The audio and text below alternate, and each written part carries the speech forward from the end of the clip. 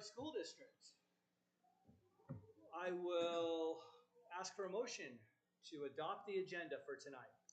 I move that the governing board approve the agenda for Tuesday, October 14th. I don't think One of your microphones are on over here on that side. Second. We have a motion and a second to adopt the agenda. Mr. Carr.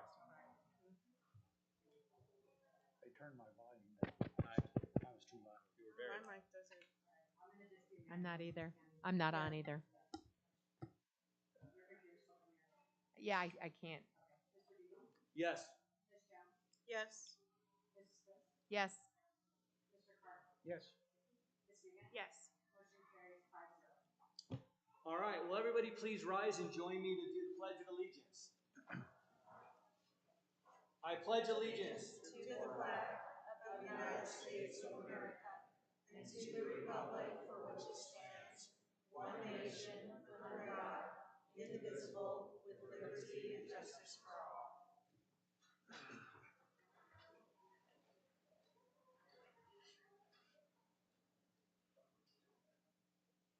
Okay, we're going to start with some informational items.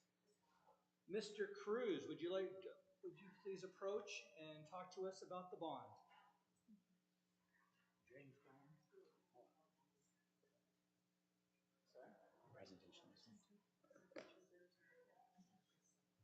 President Beatty, members of the governing board, thank you for the opportunity to talk about the Prop 401 and Prop 402, as well as the FUSD roadmap on a brief presentation on where we're at and how the Prop 401 and Prop 402 play into the future of FUSD.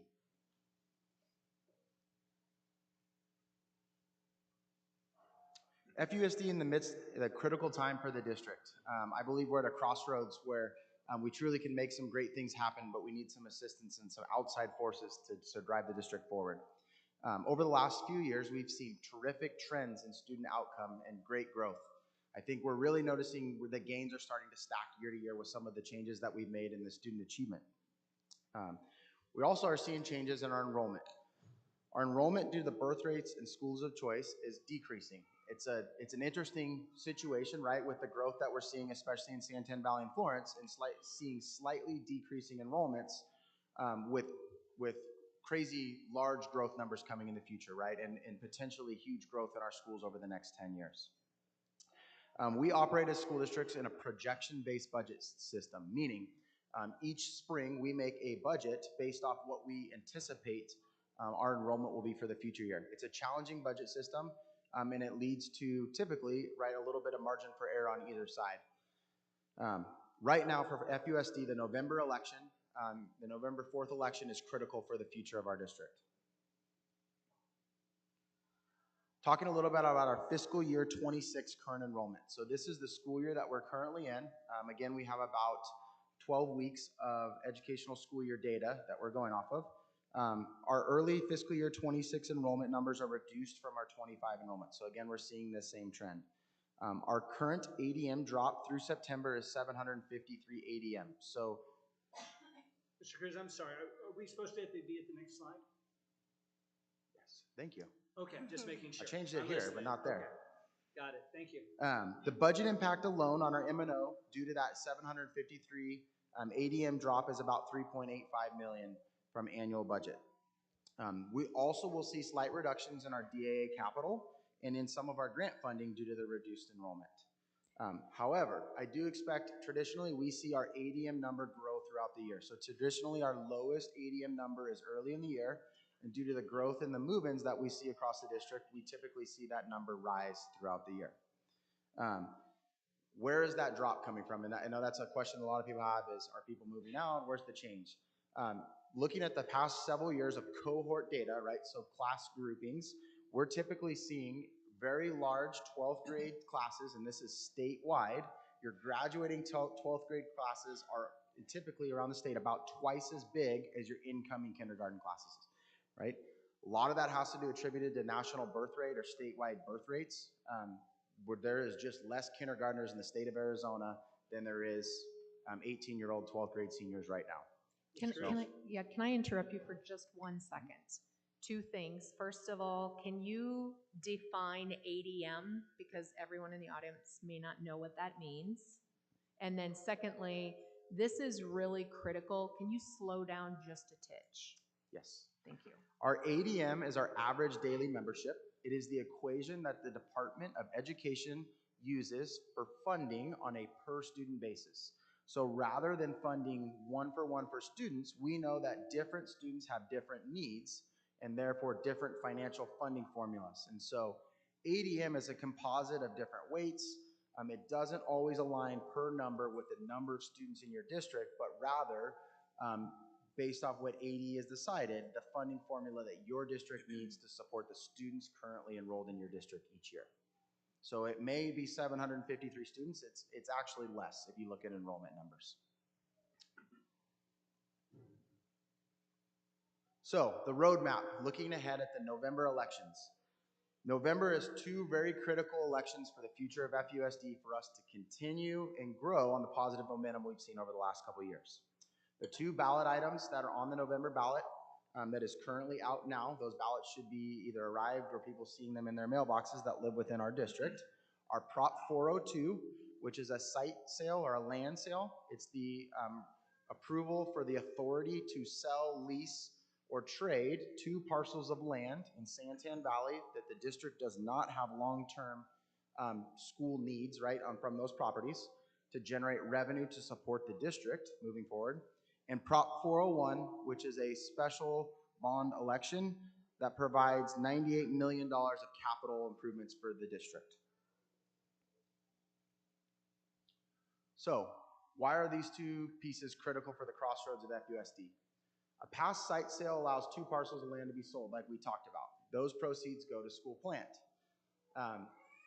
The more important thing that we look at as a district is it allows us to fund programs and people moving forward through some financial mechanisms, right? And so we're able to maintain the staffing and the programs that we have in our schools to help continue and sustain and grow those programs and student achievement that we've seen over the last couple of years within our district. A past bond election allows us to direct funds that are much needed for capital into our buildings across the district and take care of what we have, right? And so the two of them are critical, working together to make sure that our district continues the programs and builds on the momentum that we're seeing for the next 3 years, while seeing a decline in enrollment due to birth rates with projected growth coming in the future. With a failed bond, right, we're going to have to rethink and we're going to adjust a little bit. We'll talk about that, why this is important for both reasons. So why is a bond important? Okay, and we focus on it as a district. We have an emphasis right now. We've got to take care of the resources that we have. We have 14 educational buildings in our district and 3 other buildings that are used for different administrative tasks. But bond is focused on those 14 buildings that students are in every day in a learning environment, right? They are great buildings and they're sustainable for a long time, but they need improvements. Many of those buildings are 20 plus years old. This building is over 100 years old that we're in right now, and Florence High has parts of it that are just a little bit younger, right? Those that own a home, own commercial properties know that over periods of time, you have large improvements that have to be made to keep those buildings safe and functional, right? And so we'll talk through what some of those important pieces are to make sure that these buildings that we have are sustainable and we can get the extended life out of those buildings for our students moving forward. Other key aspects of the bond that are very, very important to us. Making our safety and security upgrades at our schools so we have safer schools for our students and our staff, okay? A key piece of that is entry points in our school. When schools are built 20, 30, 40, 50 years ago, the concept of school security is a lot different than it is today, right? If a new school was built. And so during some renovations, primarily at the entry points of our schools, we can secure our schools for both students and for staff moving forward so we have secure and safe learning environments for our students. Other key safety and security upgrades across the district are infrastructure replacements that are necessary for any building that hosts students, staff, faculty, right? And those safety improvements for infrastructure include fire alarms across the district, PA systems, right, that announce things across your district, and camera systems that monitor and allow you to see what's happening on your campus, right? Active live time monitoring of what's happening. Again, many of those fire alarms are 20, 30 years old. The technology has changed so drastically on a fire alarm or a PA system, with one of the biggest challenges being systems still are operating, but when things fail, you can't find replacement parts for them, right? And so you lose certain sections of it and you lose the functionality across the board. Again, I think everybody would agree those are key safety systems that have to be updated and be trusted inside of your schools. Other important pieces, right, about taking care of the buildings that we have. HVAC improvements across the board. Many of our units across the district are 20, 25, even 30 years old for HVAC. That's terrific to get 20 plus years of life out of a commercial HVAC unit. But we know in Arizona, those units work really hard in the summertime when we're in school in July and August to keep up and keep our classrooms cool and learning environments comfortable, right?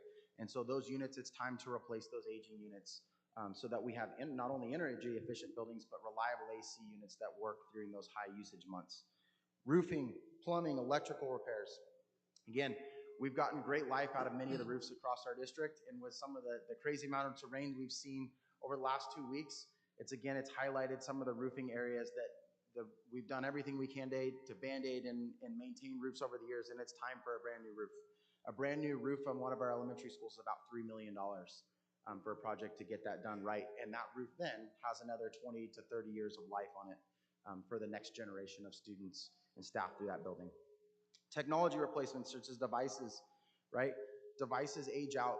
They have 4 to 6 year lifespans on whether that's a student device or a staff device or the devices we see in our classrooms that cast the learning materials to students. Wireless upgrades. We live in a world where the wireless network is so important to the functionality that we have today in the school and the learning environment. And so many of across the district, the network devices need to be upgraded across the board so that we have reliable connections to our casting devices. We have reliable connections for our students that are following along through devices and different projects through school. School bus replacements for an aging fleet, making sure that the bus that's 20 years old today has a replacement in the next 2 to 5 years when it's time to age that bus out of the fleet, and there's a reliable vehicle to make sure our students are getting to and from school and athletic events. And athletic fields and hard surfaces for sustainabilities, right? The number of students that participate on our football, soccer fields, our basketball courts, our tennis courts, our track and fields, the number of community members that are involved in those different places across our community are critical. And most or all of those are in need of, again, refurbishments and refinishes and changes to make sure we're sustainable, and those are great facilities for us for the next 15 to 20 years.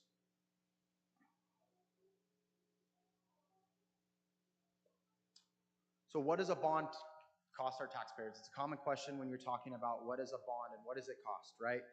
And I think it's important to talk about some of the facts, but I really want to show after this some graphs that I think really demonstrate why FUSD is in a terrific tax environment for its taxpayers right now. A successful FUSD bond has an average annual tax rate of 45 cents, it's 45.49. I'm not sure exactly how you would say the second part of the 49 cents. So essentially 46 cents rounded. Okay. The average assessed value inside of the Florence Unified School District boundaries of a residential home is $16,882. That's the FPV, assessed value. That equates with a passed bond of an average monthly cost over the life of that bond of $6.40. So that would be the impact of on the average house in the district each month at the average tax rate over the life of the bond of $6.40. In my opinion, a fairly small number, right, when you look at all the great things that come from $98 million in our community and schools. But most importantly, the district's maintaining a declining tax rate, right? And so I've got some graphs I think do a great job of what does a declining tax rate mean for the taxpayer. So, as you can see, I have a line graph here that projects over the 20-year repayment cycle of the bond. On the left-hand side there, at the very far left, you see the current tax rate of a home at $13,000. In the spirit of our select schools tonight, I chose Johnson Ranch and the average home value in Johnson Ranch and Santan Heights for these two graphs, right?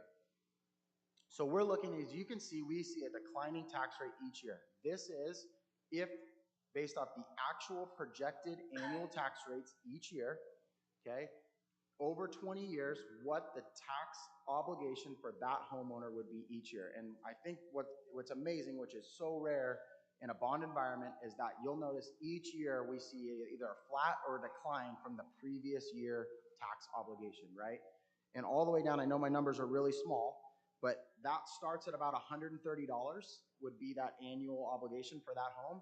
And all the way at the very right there where it flatlines is about $28, right? And so we're seeing a decline. You can tell the different rates that it falls, but what's important is we're seeing a lower tax rate each year over the 20 years of the bond.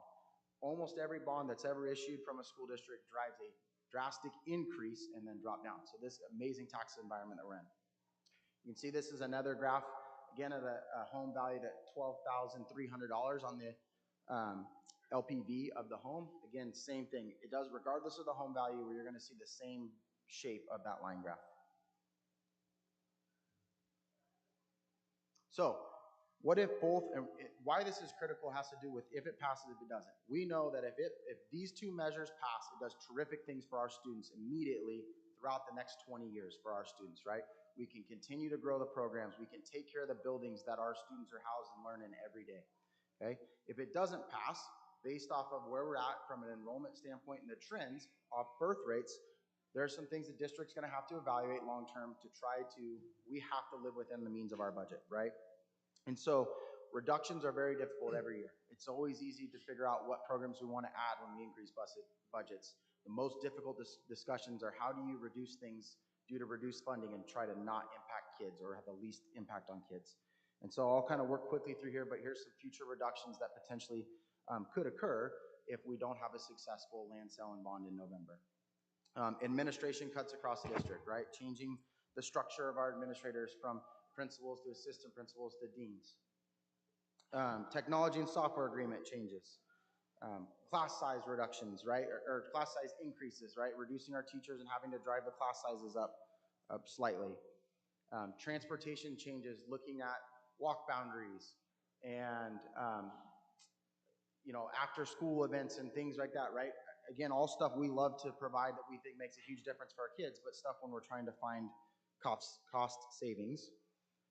Extracurricular pieces, right? So again, amazing opportunities for kids through sports and clubs and after school events and extracurriculars, fine art offerings. Again, all things that if you're trying to focus, you're trying not to impact kids, but where do you find the savings if you're on a reducing budget, right? And again, future, if you look across the district, specials and electives, right? Electives provide, again, amazing opportunities in your schools, especially at the high schools. The middle school model has been really amazing this year, and some of the elective opportunities it's provided for our 7th and 8th graders that weren't there under a K-8 model. Those are outside of the state testing requirements, right? And so when you're looking at reductions, those are potentially things that you weigh and say, hey, is that what we need to reduce? Or is that a place where reductions would have to take place? And then finally, the last piece, again, and I know that those that pay attention across the state, this is something that it's not a new, it is kind of new, but it's more and more across the state, and it's a reduction of the number of school sites you have, right? As your schools get too small or you get too spread out in your capacities, districts have looked at reducing and closing schools, right, to consolidate the number of students and be more efficient in those student ratios. Again, it's just a different strategy that districts have taken to try to make sure that they can function within the budget and again, attempt to make the least amount of impact to students. So in summary, I know I worked through kind of quickly on the reductions, but in summary, these Novembers are critical for our district. I think we're in an amazing place. We're seeing such great growth in our students over the last 3 years. We have momentum, right? And these elections carry that momentum into the future and beyond for our students and families. Without one or both measures passing, the model and structure of the district is forced to adapt, right? We have to adapt to the budget that we're given or that we're allocated.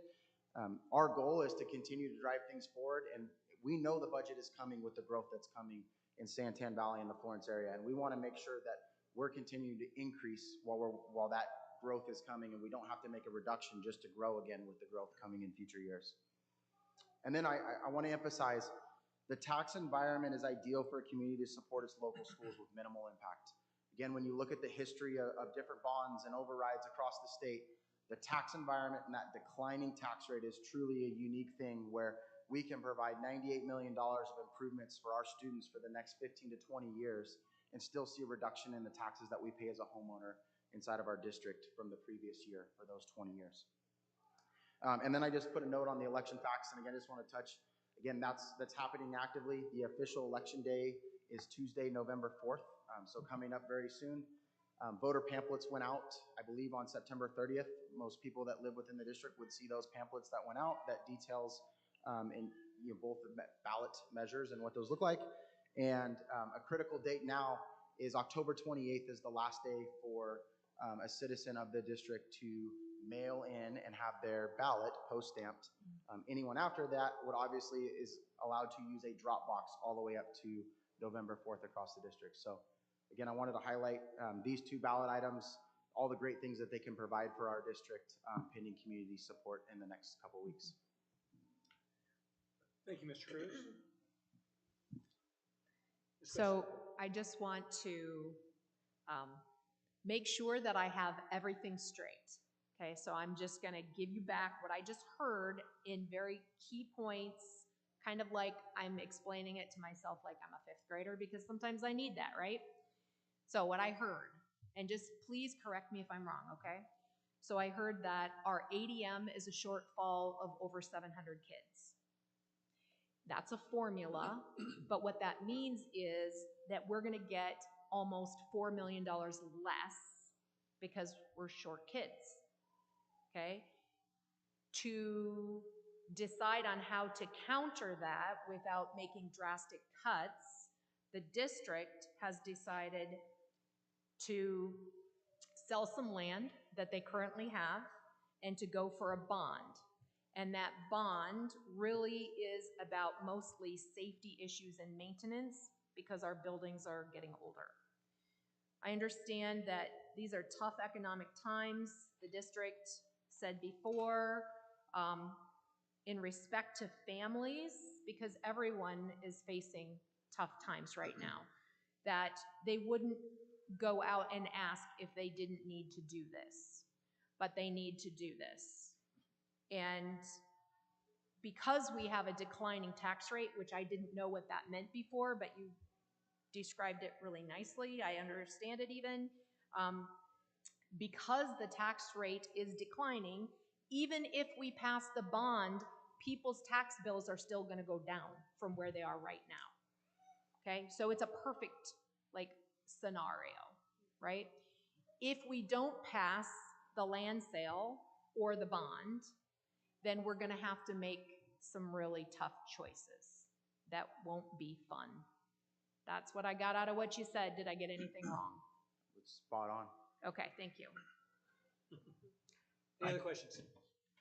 No questions, but thank you, Mr. Cruz, for laying it out and telling the whole story of where we are and our opportunity to slow down what is happening across the country and across Arizona.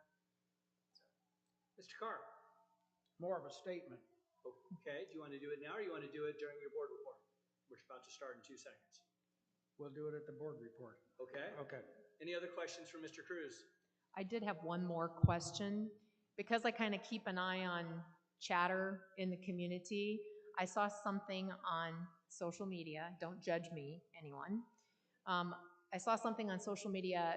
A person was asking about the land that we currently own, and they were saying that it was a gift to us and that it was supposed to be used for a school. Can you speak to that at all, why that isn't a feasible choice right now? Yep. So great question. Both parcels that are listed on the site sale are located in the very northern end of our district, which would be almost all the way, for those familiar, Hunt Highway and Empire Road on the very north border of Queen Creek and Santan. They're actually within a mile of each other. They're right next to each other. And if you take those properties, there's 13 schools within a 3-mile radius of those schools. And so whether that be a FUSD school, a charter school option, or other neighboring school districts, essentially that area is nearly probably 95% built out. So there's limited capacity to grow in that area. The district has the current buildings in place in that regional area that there would never be a need, even with growth, to have additional school sites in that area. And so rather than continue to sit on vacant lots, the district, they're worth a ton. That, again, the benefits of that area being built out has maximized the return potential for the district from a real estate investment standpoint, or from the taxpayer standpoint, that land can be then used for district upgrades and support to support students in the classroom, rather than a vacant land for the next 15 to 20 years. Thank you. And I know that I don't know for sure if that person that asked that question is listening, but I would encourage anyone that has questions to ask. And who would they go to if they had questions? Who in the district is going to be the person to go to answer questions? If someone is curious about, like, a question like that, for instance, it was a good question. So I would start by saying I'm always available. My information is posted on the FUSD website, as well as anyone on our district administration team is either versed in properly answering the questions with the factual information, or can directly connect a person with a question. So myself, Denise Erickson, Thad Gates, Superintendent Knutson, all of us would be great starting points for for that information, and all of our contacts is listed on the front of the district page. Okay, thank you. Thank you. Any other questions? The ballots have already gone out, so I received mine. My wife's, she received hers, and my son received his on Friday, and I dropped them off at the elections office today. So check your mail, and I'm going to ask everyone in here to please vote. I can't tell you how to vote, but this is really important for our kids and the future in FUSD. So be checking your mailboxes, and it is a mail-in only ballot, so let's win. Thank you. Yeah. We're going to move on. Great job, Mr. Cruz. All right, we're going to go to board reports. Mr. Carr, would you like to start? Yeah, and it's, first of all, thank you for being here to support FUSD, your students, whether it be children or grandchildren. But I wanted to address this because in the community I live, a bunch of old people. And they think, well, I don't have any kids in school. And most of them have moved here from out of state and never had kids in this school. We're in Arizona. So I wrote down some things here, so bear with me. I want to go on record saying that I detest property taxes. If you think you really own your property, just stop paying your taxes. Now, having said that, unless the state of Arizona comes up with a better and more equitable way to fund public education, that's what we're stuck with, property taxes. So might as well get on board. Arizona is at the bottom of the barrel when it comes to school funding, including below average when it comes to teacher salaries. The two issues on the upcoming election, asking permission to sell properties that the school district owns, will help fund, but it's not enough, as Cruz already stated. So we need to pass that bond in order to get the $98 million to be able to fund everything. Just like any kind of business, which really this is, and our product, hopefully, in the end, are quality students that can help maintain the quality of this community. As I said before, many in the community reply that they don't have children in the FUSD schools. I didn't either. I'm from Indiana. I raised my kids there. But I felt it important to get involved to the point where I am now on the school board. I believe in the education of our students. The members, some of these members were complaining about the raise in taxes. Well, just don't go to Starbucks one time and that'll pay for it, because it's not that much. $6 or $7 a month, big deal. I waste that much on coffee at Florence Cafe, you know. I would encourage everybody here to tell your friends and family members to vote yes, obviously, on both of them, because we need to maintain the momentum that this school district already has going. And so I would encourage you to vote yes. Ms. Wiegand. Thank you. Thank you everyone for being here. It's nice to see a full house. I appreciate what my colleague has just said. I would also just want to point out that if anybody wants information about how our schools are performing, how they're being graded, how they've progressed and changed over the years, that's information that is easily available on our website, on the state's website, and I know that any of us would happily point you in the direction of an administrator who could answer any question that I don't have the answer to. So if those are things that concern you and you're asking yourself, why should I, consider these proposals, then that information is available. It's publicly available, and if you can't find it, just ask. Someone will help you get it. That being said, I just wanted to mention, with all the weather that we've had in the last couple weeks, I've really been thinking about our neighbors in Globe and Miami and all the devastation that those communities are experiencing. I'm sure if you're anything like me, we have friends, neighbors, family members there, or need to travel that way quite often.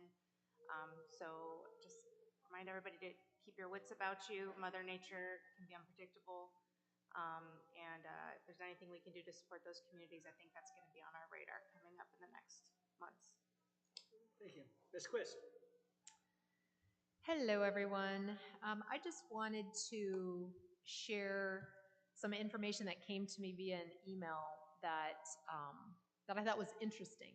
And I'm always wondering what the community thinks. And every once in a while, you get a snapshot. The Center for the Future of Arizona put together a landscape that talked about what the voters of Arizona would support and what they wanted. And that was also shared with me by Education Forward Arizona. And so I think it's interesting that many of the things that the voters across the state want, we also, I know that I've had many parents talk to me and we've had conversations up here, AP and dual enrollment access. Things like, and 80% of the voters in the state want that. They want expanded online education options, which we have. They want funding for adult job training, auto enrollment in college credit. More than 70% want more hiring of school counselors. They want to invest in teacher training. And what I thought was really interesting is the overwhelming majority of voters in Arizona support school choice, but they think that school choice should be on equal playing field.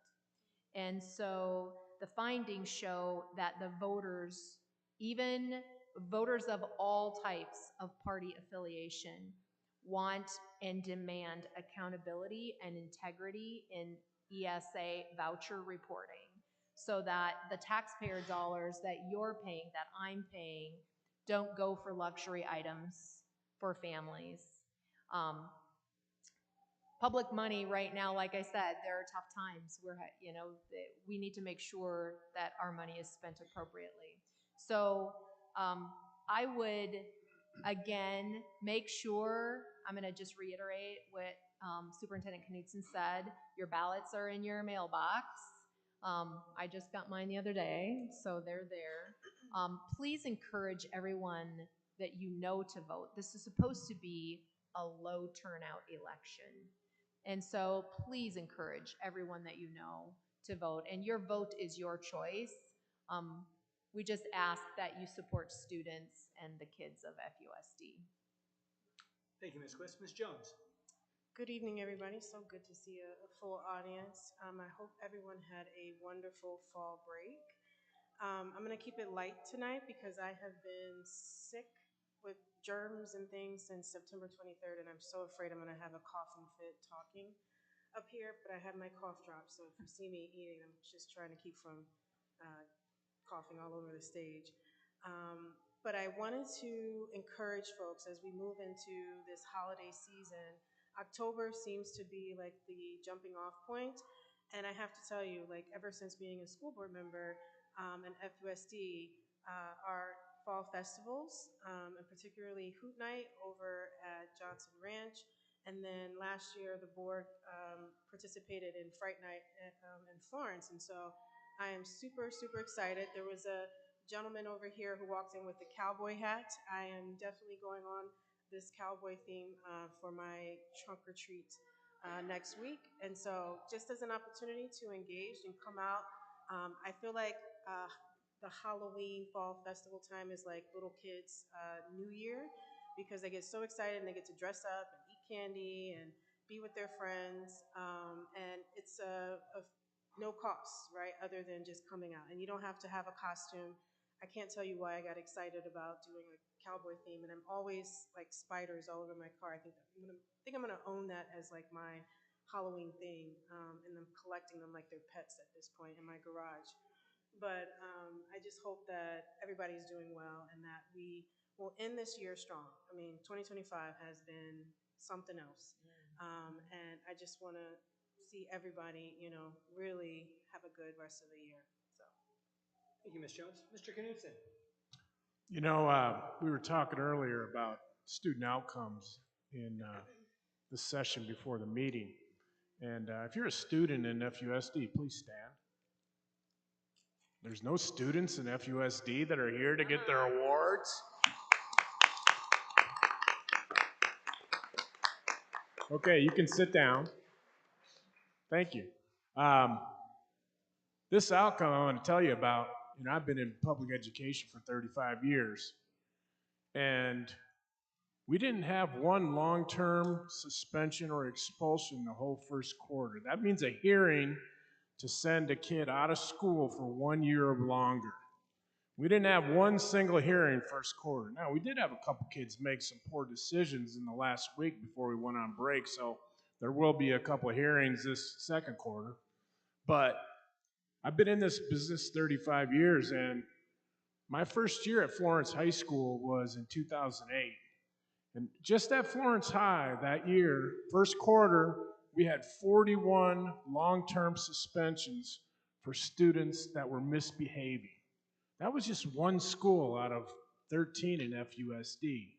So we want to talk about outcomes. I want to applaud the students and I want to applaud the peers across the district, because this is something that doesn't happen. So great job, kids.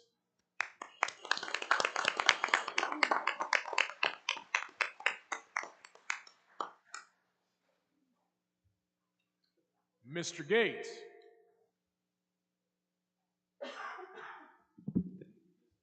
Check, check, check. We got me? Here we go. Thank you, Mr. Knudsen, members of the board, members of the community. Thank you so much for being here tonight. We are almost to the point of the meeting where we do our student recognition. But first, we have two featured schools this evening, two of our elementary schools. First up, please welcome the principal of Santan Heights Elementary School, Miss Rosie Quintero.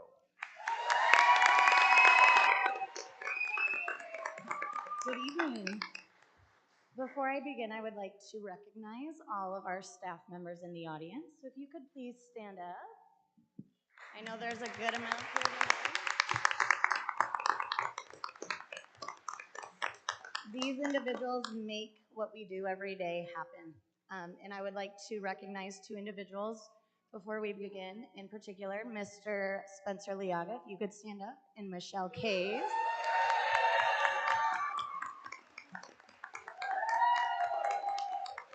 Those two individuals are on my leadership team. We do a lot together every day and support the teachers and staff that serve our students, which is what we're called to do every single day. And so for today's presentation, we have put together a video of what a day looks like at Santan Heights. We're unable to capture every good moment, obviously, in every day, but you will see parts of the day from a third grader, a fourth grader, and a fifth grader.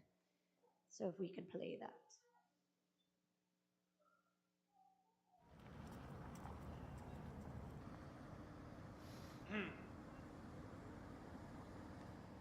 Welcome to Santan Heights Elementary, where every student is capable of success. Our students live by our school SOAR traits: strive for excellence, outstanding character, always safe and respectful, which helps guide us in everything we do. At Santan Heights Elementary, we're not just a school, we're a community where students grow, explore, and soar together.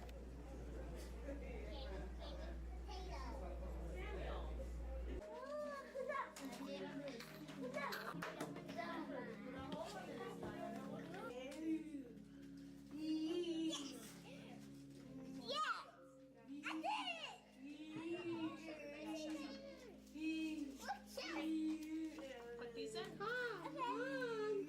Jeremiah, put these in, okay? Yes, come on. Yeah, they go in your water. Isn't that cute? Yeah.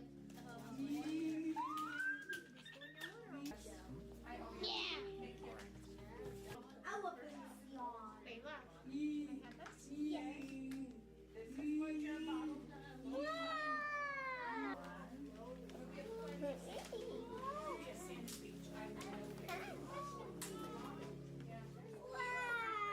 Yeah, you're gonna be happy today. Make me happy.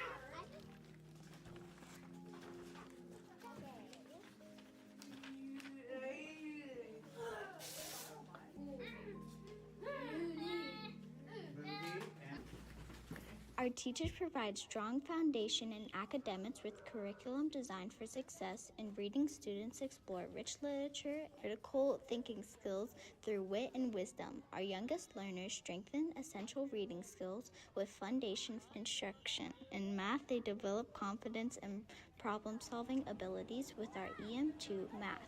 Students dive into hands-on investigation and inquiry with PhD science. All right, bring it in 3. Don't add boxes. Bring it in 2. Have 9 pieces. Manny, what do you think? 2 lines like this way. No, we're not going to do anything horizontally. But I like how you're trying to be great, Jacob. Why 3 columns?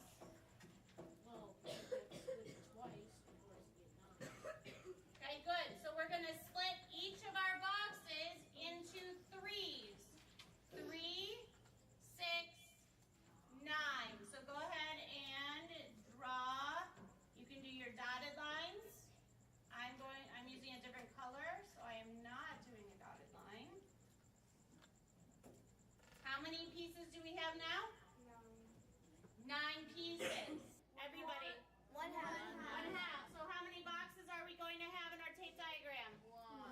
How many boxes? 2 boxes, because it is half. Our denominator is 2. That's telling us how many boxes we're going to have. 2.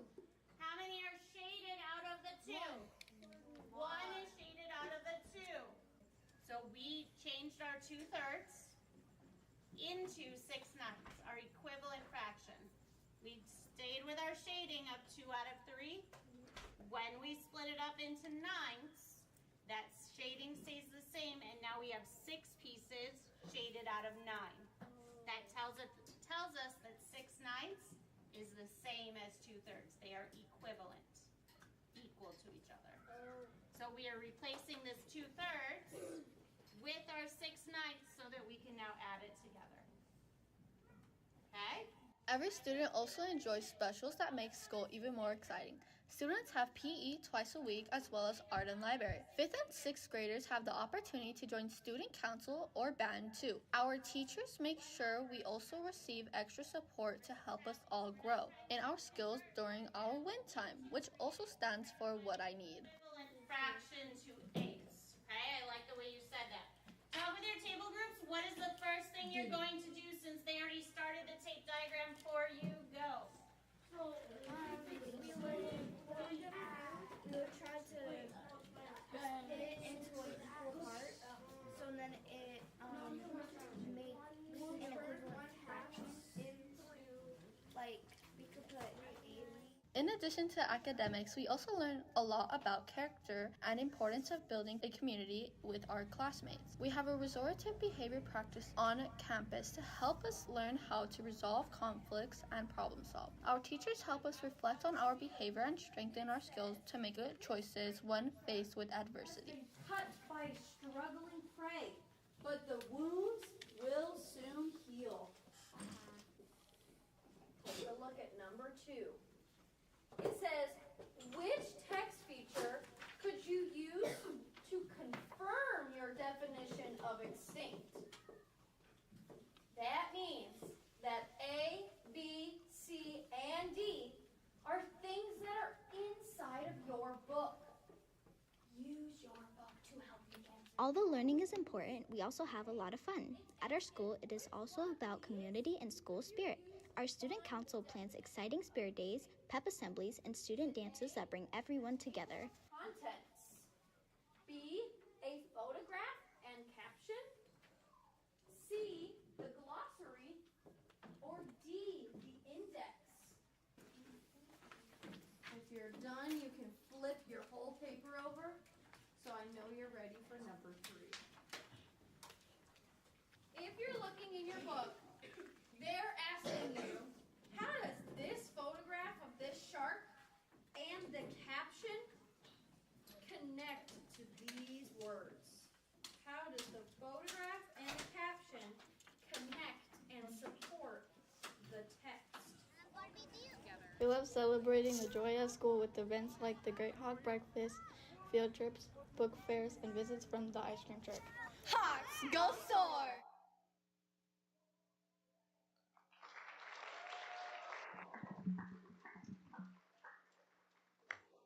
I know there are a few teachers who had a direct hand in making that video come to reality for me this evening. And so Ms. Golbeck, I believe I saw her walk in. She was highlighted as the math teacher. And our art teacher, Mr. Hill, helped put together that entire video for, I explained our vision and he ran with it.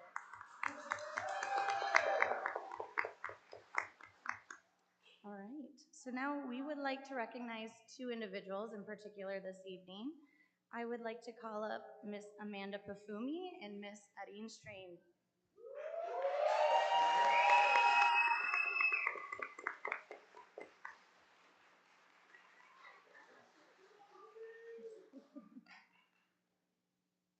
All right, so Miss Pafumi is our speech language pathologist. She supports all ESS staff members and students while managing a caseload of over 100 students with dedication and expertise. Amanda advocates tirelessly for student needs, leads her team with professionalism, and chairs department meetings to ensure consistency and best practices. Her leadership, collaboration, and student-centered approach make her an invaluable member of our Santan Heights family.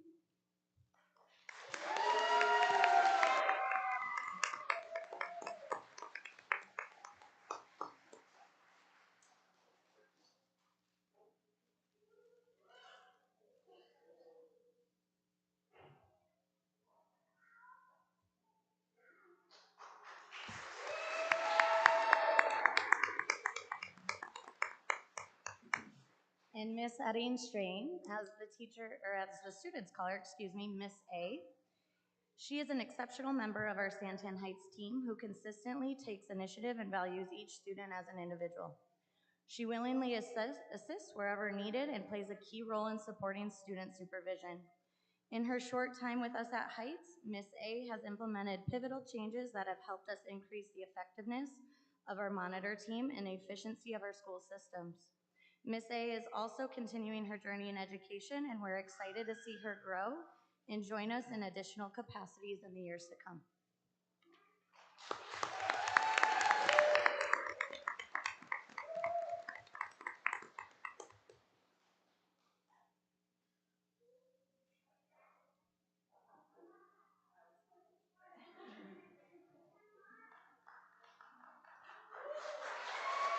Let's give one more big round of applause to Ms. Quintero and our amazing Santan Heights students and staff who are here this evening.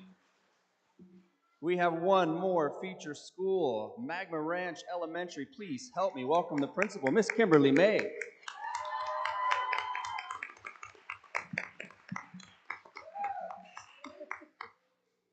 Good evening, President, Vice President, members of the board, Superintendent Knutson, district leadership, and community.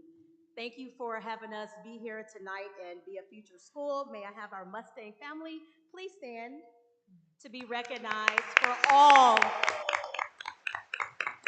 you do to ensure our learning community is what it is. Start our slide presentation. Thank you so much. Our mission at Magma Ranch Elementary School is to provide a safe, joyous, and supportive learning environment with high expectations where everyone belongs and feels seen, heard, loved, and valued. Our vision is to nurture and empower everyone to pursue excellence towards personal, teaching, and learning, growth, and achievement. I am the learning leader of Magma Ranch Elementary School. This is my 8th year with Florence Unified School District and my 29th year in the field of education. These are my right-hand peeps that help to run everything that we do at Magma Ranch. We have our academic intervention specialist. Please stand with me, Miss Gilbert. She is an incredible asset to our team this year. Unable to make it tonight, but possibly streaming via YouTube, is Mrs. Hoffman, our foundational literacy coach, as well as Ms. Query, our reading specialist. We do have a team of scholars that have just been elected, had their first meeting right before fall break. So I want to acknowledge our student council, president, vice president, secretary, treasurer, historian, fourth grade representative, fifth grade representative, and sixth grade representative under the direct leadership of sixth grade teacher Ciano Martinez, who teaches social studies and science. For July through September, we have the following highlights. We have a school-wide teacher leader book study, PLC, Greater Decisions, and Greater Impact by Design. We also engage in professional learning communities every Monday. Seven grade levels meet in the conference room to go over and look at identifying essential standards, pre-assessing how we're going to intervene, how we're going to do a post-assessment in order to make the next best instructional decisions on behalf of our scholars. And this is all through the work of Project Momentum, our GEARS team, our district leadership that supports us, Dr. Dalby, and the Continuous School Improvement team. We also have had an uptick in what was absent last year when we presented here our positive behavior intervention support system with respectful, responsible, right choices.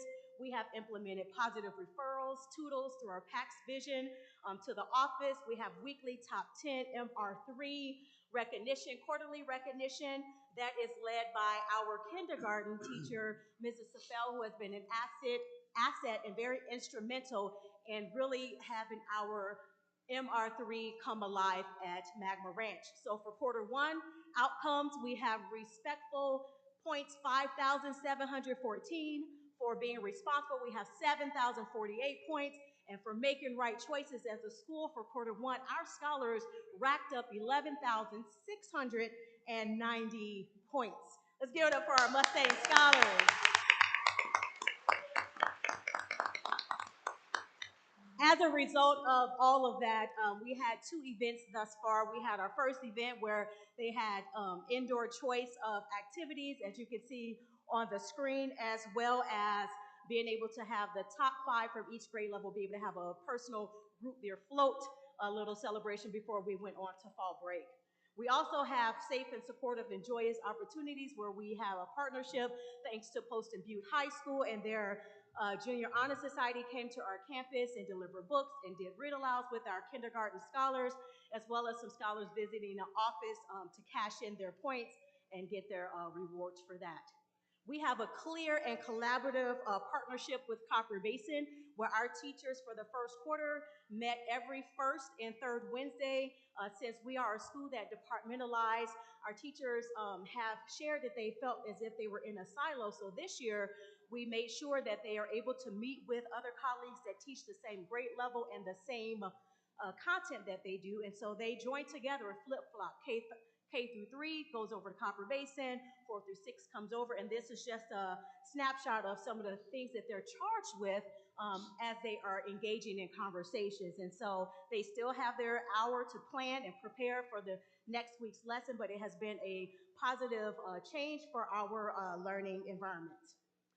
This year, for clear and collaborative relationships, we have implemented family teacher goal setting conferences, where we just completed this in September, where every scholar has a data binder to outline our goals, their own personal goals for themselves that align with our mission and vision. And so that when February comes, we will have our scholar-led conferences where our scholars will be responsible for reporting their growth and achievement thus far and setting new goals.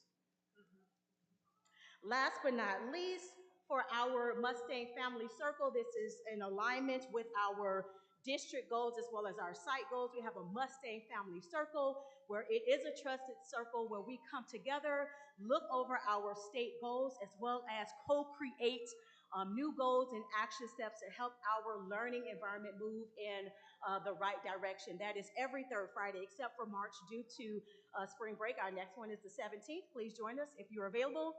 8:15, and you can RSVP by sending an email to me so I can have enough coffee and snacks for you in the morning. These are just some partnerships that we've had so far to date. As you can see, a lot of these partnerships that we have fed us well, have allowed us to have growth and achievement within our school, so we are very grateful for the partnerships that we have had to date. Please join us in looking ahead. We have a costume parade coming up. We have our Ruby Bridges Walk to School Day that will be November 14th. We are a two-time recipient of a grant through AAA where we will be able to not only have the Walk to School Ruby Bridges Day, but we'll have our second annual Literacy Night of Dialogue in January to help extend our learning opportunities. Our second graders engage in their wit and wisdom modules based on social justice and background. So they study Ruby Bridges. So this is a great opportunity to connect what we're doing in school with what is happening in our community. And so I invite you to come out to these events. Follow us on Facebook and you'll be able to see all the updates. And so here we are to the part of honoring our classified staff member of the month. She has a personal family obligation. She is streaming, but I do not want to pass her up by any means. Judith Hernandez, our health aide, what the staff has to say about her is she is always helping and doing everything that she can wherever she is needed. She brings comfort and stability to our team. She is always providing knowledge and information when it comes to the health and safety of our school. She is always warm and welcoming to any scholar that is ill, injured, and she takes care of us. She is the most helpful and supportive nurse I have ever had. She doesn't just look after the scholar, she also ensures that the staff is feeling well and supported. Judith gives important tips to make sure her scholars are safe and healthy as well. And the last comment shared by staff members is that she is kind and diligent. She's a kind and diligent individual who provides excellent care for our scholars, ensuring their well-being. So let's give it up. Although she's not here, we still would like to recognize and honor our classified staff member of the month. And now for our certified staff member of the month. These votes were sent out. This voting was done by the staff. They have elected Miss Amanda Hay, our 5th grade ELA social studies teacher, as our certified staff member of the month. Please join me up here, Miss Hay. I know, surprise, shock. All right, they had to say this about Mrs. Hay. Ms. Hay, she is wonderful. She is always willing to support, to help answer any questions. She is very knowledgeable and shares that knowledge in a positive way. She knows the scholars and has a wonderful rapport with them, and she can be firm and yet all the students know she is here for them and loves them. And last but not least, she steps in to help when needed. She goes out of her way for staff and scholars to have a successful day in her learning. And in addition, she helps out with check-in, check-out, and she can answer any questions that you may have. Don't make me cry. Let's give it up for Miss Hay, our certified staff member of the month. And thank you so much for your time.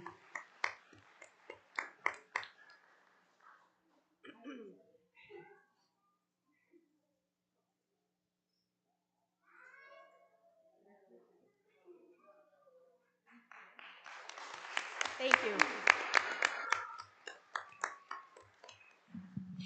All right, congratulations, Magma Ranch, Santan Heights. Thank you so much for those presentations and for the amazing work that you guys do at both of your schools. Now it is the time for our student recognition. Students, are you ready? Parents are ready. Okay. So when I call your name, please come up. Mr. Knutson and Miss Erickson will get you a medal, get you a certificate. Miss Michelle will put you guys up here on the stage, up on the steps. And then at the end, she's going to take some photos. And then parents, don't worry, we'll give you an opportunity to come up and take photos before everybody goes. All right, so I am going to start with Anthem Elementary School. We have a fourth grader, Rubiana Miranda.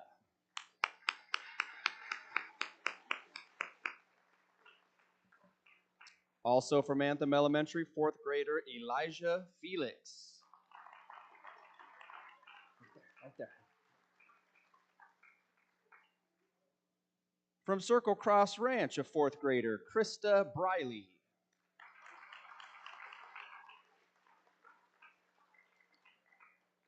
And fourth grader, Hazel Horn Olivares.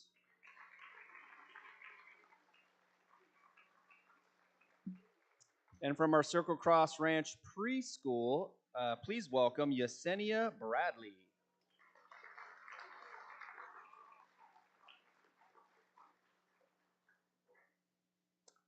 From Copper Basin Elementary, a first grader, Giovanni Green.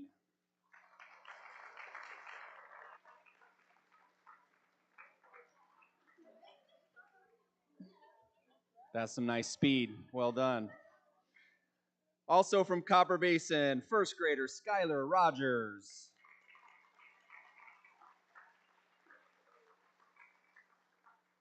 On to Florence Elementary, a fourth grader, Connor Wood.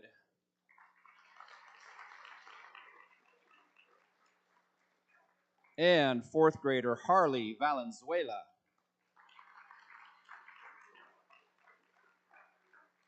And from our Florence Elementary preschool classroom, Tegan Nasser.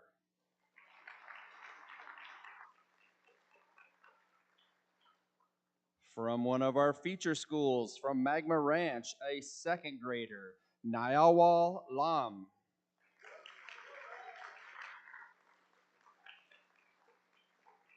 And second grader, Jeremiah Mageo.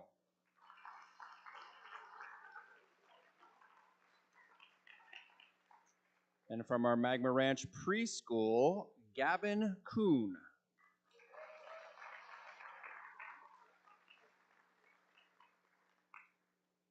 From our other feature school, Santan Heights Elementary, a sixth grader, Ayala Gomez.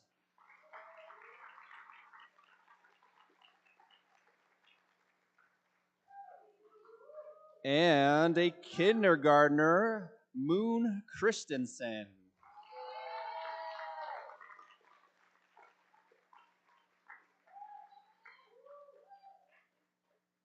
From Skyline Ranch Elementary School, a second grader, Bennett Smith.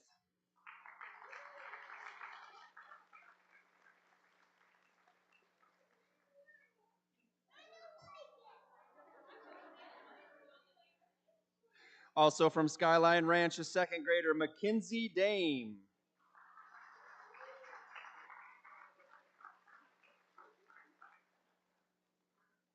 From Florence Middle School, a seventh grader, Zachary Dingman.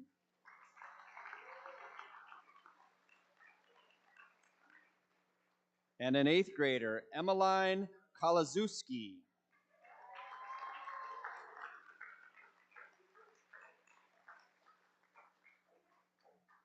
From Santan Mountain Middle School, a 7th grader, Sebastian Acuna.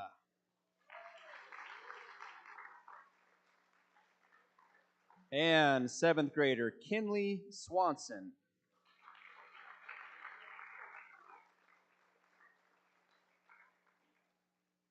From Walker Butte Middle School, a 7th grader, Aubrey Barger. Also from Walker Butte, 7th grader, Hunter King.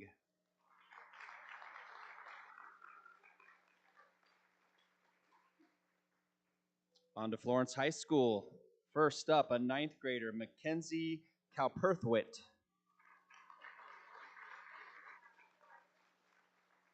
And a junior from Florence High, Sadie George.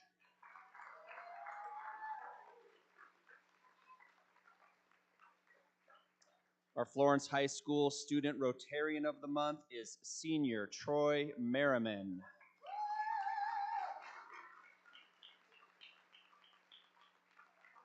And from Florence High School Gopher Incorporated, give it up for Christian Lavin Balmori.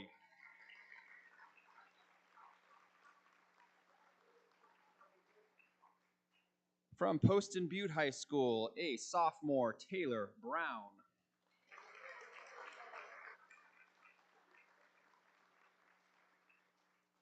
And sophomore, Zachary Bain.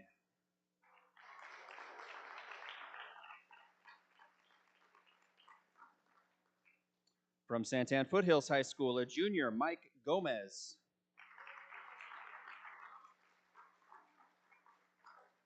Also from Santan Foothills, a junior, Memphis Tompkins.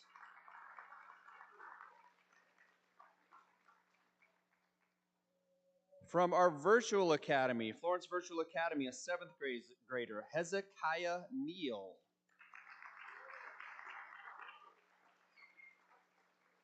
Also from Florence Virtual Academy, a 6th grader, Caitlin Bigler.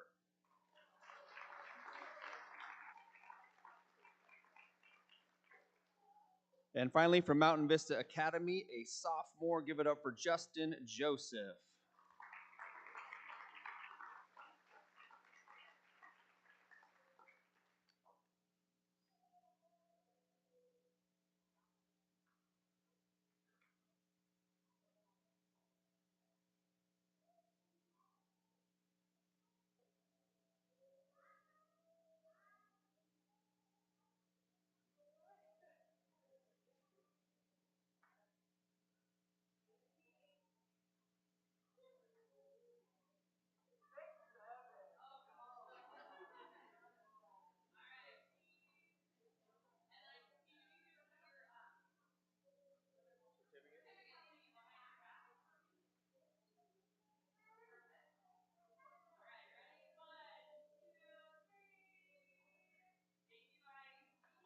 Students, please stay there. Parents, your turn. Come on up. Parents, now's your time to come on up, take a group photo, and then if you would like, sometimes folks like to take individuals here behind us, in front of the banner here. Let's give one big round of applause to our amazing students of the month.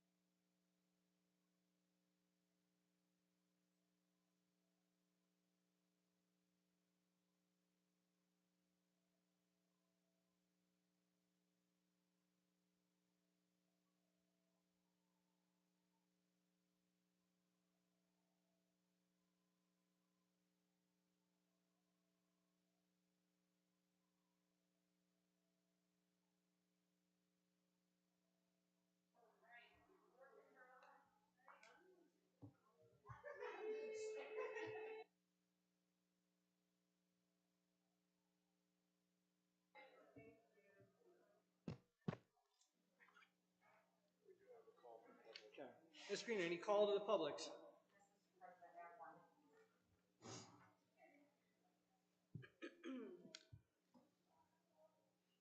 Okay, would Ms. Mariscal come out, please?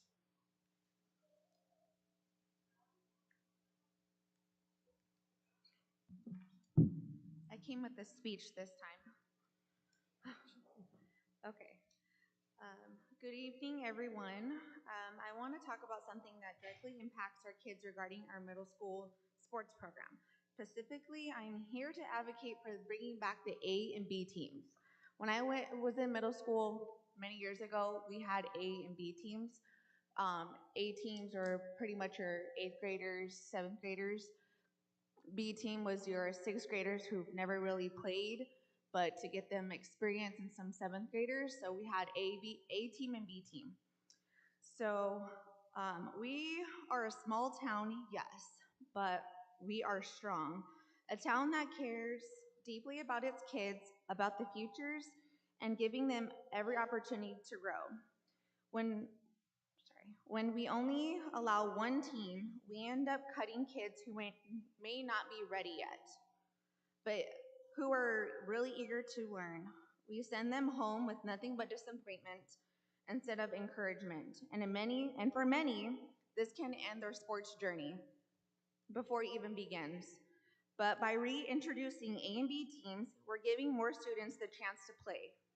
We give them the chance to learn the fundamentals, build confidence, and develop a love for the game, whether it's basketball, softball, baseball, volleyball, any of the sports. But let's be honest, not every 12-year-old is going to be a star athlete. But with time, coaching, and experience, they can be. Having both A and B teams allows for development, not just athletic skill, but character, teamwork, and discipline. Sports are more than just wins and losses. They're about showing up, putting in the effort, and growing. And in every town, like Florence, sports are a lifetime of memories for many kids. It keeps them active, connected, and focused. It gives them structure. It also gives them a reason to show up and try hard. When we invest in our middle schoolers, we're investing in our high schoolers. And we're also investing in their futures. Some of the best athletes don't start out on an A team, but they need to grow somewhere. So tonight, I'm asking that we give more of our students a chance. Let's bring back those A and B teams and do what's best for our kids. Let's build a program that reflects the value of our town and put kids first. I've already asked around of why we're not doing A and B team. Most of the reasons that they give me is because the other schools that are in this Copper Athletic Conferences are not doing it. But just because those schools aren't doing it, and if our Florence kids, we're having the kids show up, why are we gonna turn them down just because the other schools aren't doing that? What if we start showing leadership and showing, hey, we're having an A and B team, maybe they'll follow. I know my kids are very, Sorry. I practiced this and it was 2 minutes, so, but yeah, I just would like you guys to, and last time at the other meeting, no one contacted me after I spoke. They did not, all right? No. Well, I'm gonna have them contact you double this time. I promise you'll get a call. Do you mind if I have staff call you about this? Yeah, that's fine. Okay, absolutely, you'll get a call about this. Okay. And we'll follow up on it. I appreciate you you guys. taking your time to come in. Thank you. Please have someone call.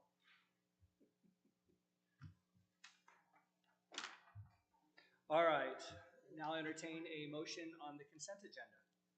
I move the governing board to adopt the consent agenda items. I believe it's 15.2 through 15.17. I second. We have a motion and a second. We doing online or no? We are doing it online.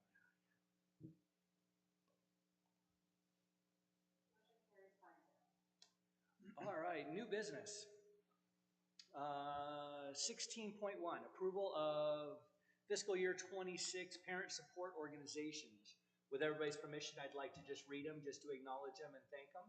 We have a couple new ones since the last time we did this. Anthem, Eagles, PTA. Florence High School, sorry, something's coming up in front of my things. Florence High School boys basketball boosters. Florence High School cheer boosters. Florence High School football boosters. Florence High School softball booster club. Florence High School volleyball booster. Florence wrestling booster. Poston Butte High School baseball boosters. Poston Butte High School football boosters. Poston Butte girls basketball boosters. Poston Butte High School girls volleyball boosters. Poston Butte High School softball boosters. Poston Butte Spirit Line boosters. Poston Butte track and cross country. A new one, Poston Butte wrestling boosters. Stanton Foothills High School cheer boosters. Another new one, Stanton Foothills football boosters. Walker Butte PTO. And soon to be Santan Heights is coming up with one soon, I hear too. Okay. I'll entertain a motion to adopt those. I move the governing board to approve the parent support organizations as presented. Second. We have a motion and a second.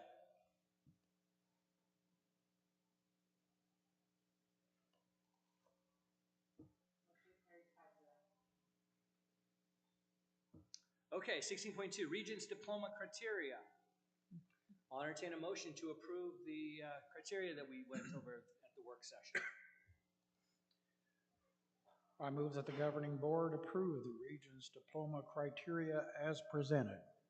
Second. We have a motion and a second.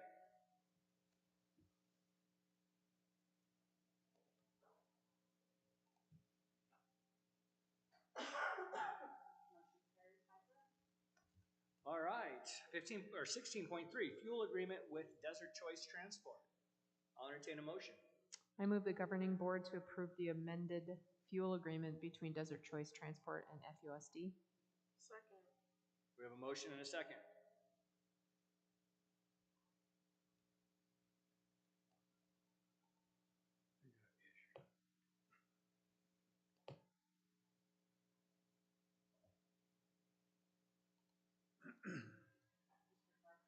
Yes.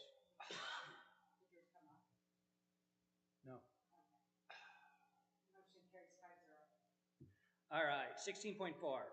ASBA recommended, I believe this is the bylaw changes. It's only a portion I can read on my computer. I'll entertain a motion, and then we can discuss if you'd like. I move that the governing board approve, it says approve Michelle Green to submit Florence Unified School District's yes or no vote for the ASBA recommended 2025 bylaw changes. Do you want to make a motion on yes or no? Rather than just yes or no? I honestly don't know, because I'm very curious about. Okay, how about you choose one to start off with, and then we can vote it down if we choose not to, and then vote the other way. Okay, so I'll vote for in favor. So I move that the governing board approve Michelle Green to submit Florence Unified School District's yes vote for the ASBA recommended 2025 bylaw changes. Okay. A second. Okay, we have a motion and a second. How about some discussion? Yes. So this was interesting. I actually called over to ASBA to see what insight they could provide. There's been a lot of activity with ASBA in the last couple of years. So I was curious if you could provide context to the discussion. So one of the things that was shared with me today is, I'm so sorry. I feel like my voice is going to go. Take your time. Excuse me. Was representation from across all counties so that there was an equitable presence. And then there was mention about oversight of the executive director, but it was kind of based off of some of the, I'll say controversy, I guess, with Devin when he was hired or something with his contract. So it just was a lot of, it made sense, but it still felt like there was missing information. And it was a really quick conversation because the person I spoke with had a meeting to go to. Okay. So I don't know if you can share or what you can share about. Okay, well, a little bit of it just, the first thing you mentioned, we ASBA did put together a committee to go over the bylaws. There were a bunch of bylaw changes, some just grammatical errors, some things that lessons learned, if you will, over the last couple of years, which I think goes to a little bit of your second point. But once we got through it and sent it through the first time, there was some discussion on that some of the changes were not equitable for some of the counties, some of the larger counties or some of the smaller ones, depending on which one we're talking about. So the decision was made then that we got a representative, not necessarily a member of the board of directors from ASBA, but just people that were either very knowledgeable or had lots of experience within the school board association. Young lady in her 80s from, I believe, Chinle came. She's been on the school board, I think, for 40 years. There was another, somebody from Maricopa that was a doctor, a superintendent for many, many years. So we took a lot of different people from a lot of different sources. So yes, somebody from every county was participated in the discussion. Some of the things we can probably go over it bit by bit. I don't know if it's probably listed if we go, I assume it's the page by page changes are here, but some of the things absolutely are lessons learned on the hiring of the executive director and how that proceeded right afterwards, where staff and the board were limited in how they could ask questions and proceed in getting answers and taking charge when things kind of went off the rails. There were some handcuffs that were noticed in the bylaws that did not give the board the ability to handle the situation that needed to be handled. I guess we can go through pages to get the specifics of which ones those are, but they gave both staff a little bit of responsibility to be able to, I'll call whistleblow a little bit, but also that some of the situations where it caused the president to resign, it was right before, I think, our time, all of our time, but it was right before the three of our, it was happening right when we came in. But there were lots of things that were happening that the board just had no control of. They would come in, and if the executive director didn't call a meeting, a special meeting, they had no ability to. So now with I think it's 20 districts, 20 districts can call a special meeting, but also the board with 20%, I believe I may have those numbers off. It's in there. But that also, now that just reminded me that also the districts can now call a special meeting where it was not in the bylaws before. Can you speak to, thank you, Roger. Yeah. Say that. Can you speak to, I just saw it and I lost it. It was talking about the caucuses alignment. Can you give, why align caucus bylaws with ASBA's? So it makes sense. Right? Yeah. Just reading it, but I'm curious what the conversation is. The conversation was, there was a couple of things that one of the caucuses, and I don't remember which one, had some things that went against the bylaws of ASBA. And if they were a caucus of ASBA, the leading document should be the bylaws of ASBA rather than the caucus. And it was just a requirement that they do follow. It wasn't a big thing, but it was like on voting or something, the percentages were off. But it was just that they asked all the caucuses to have bylaws that align with the bylaws of ASBA. Is there a plan for how that'll be communicated to the caucus leadership? I don't believe that there was a plan discussed. No, it was just a matter that it was calling out. Based off of the vote for if these get approved, right? And then that moves them It would then forward? go down to, yes. Okay. And then the last thing, just while representation was also one that kind of changed, that got a little bit of discussion. Currently, Maricopa and Pinal both have 2 representatives because their population is a certain amount. It was added now in the bylaws that once a county reaches 500,000 people, that they got 2 representatives on the board, which means that possibly at the next census, that Pinal would then get 2 because we're at 490 something right now. But any other counties that might be getting close, rather than just vote for, now Pinal has too, it's just now if your county has more than 500,000 people. And how is that representation selected? How is Is it? it your position or? Yeah, the county director position. They would have two representatives then on the board rather than one. Because Pinal, having both rural and urban districts theoretically, but we have, almost 500,000 people and we're represented by one person. So they look to change that, just making more representative, getting more of a voice. A couple other things with minutes and things that made it a little bit more transparent. We had many discussions on some of the things that happened during, we'll call it the dark time, that were not public, were not, and obviously there are some things that could not be disclosed, but some of the minutes and some of the ways things are recorded, that we're making an effort that it be a lot more transparent so that any of the districts can see, and it's not just limited to the board. That's in there also. Is there a plan if these get passed, like for annual in December, to do like a presentation to the larger body? There absolutely is. Okay. Yeah.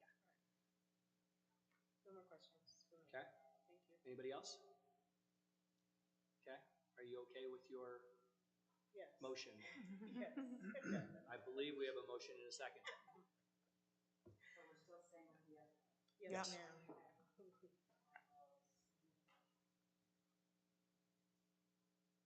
I don't know if it was obvious, but I was on the board for the bylaws.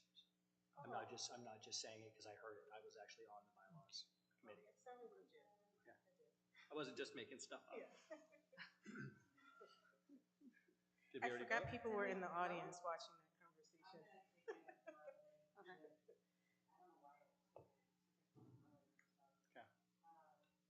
Yes. Yes. Yes. Yeah. Yes.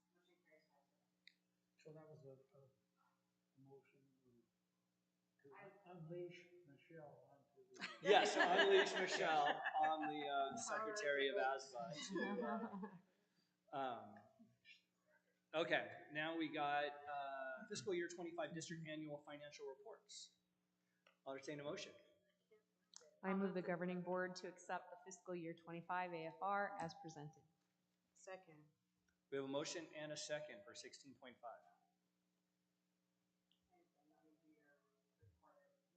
Yes, please. Yes.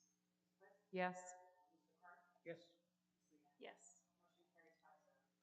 Okay, items for future agendas. Ms. Quist, your request for last is on the docket. The information could not be pulled together for The this one.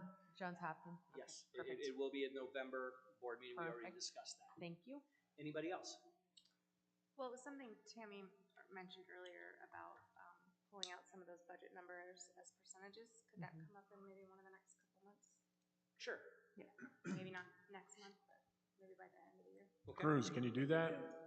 Sorry, I'm not speaking very loudly. Okay. Yeah. Okay.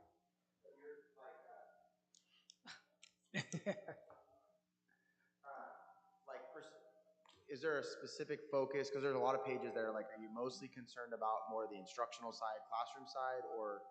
Big buckets. So percentage on personnel, percentage on benefits specifically, percentage on instruction. So like take the big buckets. That's what I'm most interested in saying. Yep.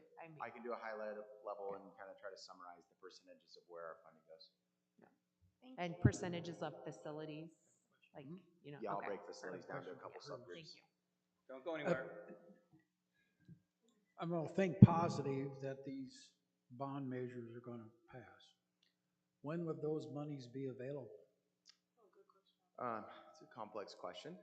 So there's two parts to that. Obviously, the land sale would require the sale of the land, right? That's probably going to be, that's the tougher one to project exactly. There's a lot of factors involved with that. That piece is already moving a little bit as far as our ability to, if it were to pass, hire a broker. We've already kind of started the front end process to speed up the back end. The most important piece, without getting way down in the weeds on this, is your debt ratio percentage dictates what your land sale proceeds are able to be funded for. So the one thing that we would have to be is we sell the bond, we need to maintain a debt ratio that allows us to capture and use all of the land sale proceeds. But if you exceed that 15% as a unified school district, 100% of your land sale proceeds instantly go to debt repayment to pay down the bond you've just issued, which defeats the purpose of selling land in this case. So likely we would look at selling with Stiefel probably January or February so that we're ahead and we can take advantage of our summer to try to get some projects done, as that's probably the most opportune time for construction in some of these replacements. So that's what we would look at, and what that issue will look like will truly depend on the land sale number. We'll do the number crunching and maximize that. So. Okay, thank you. Any other items for future agendas? Mr. Lamas, have tables been delivered? Not yet. I'm sad. All right. Next board meeting is right here, but it's on a different time. We're talking November 3rd, I believe. Yep, Monday, November 3rd. We're avoiding Veterans Day and we're avoiding Elections Day. So come back here at 5 p.m. We'll have work study at 5 p.m. and the regular board meeting starts at 6, 1000 South Main. I will entertain a motion to adjourn. I make the motion to adjourn. Second. We have a motion and a second. Yes, please. Yes. Yes. Yes. Yes. Have a wonderful evening, everybody. Thank you.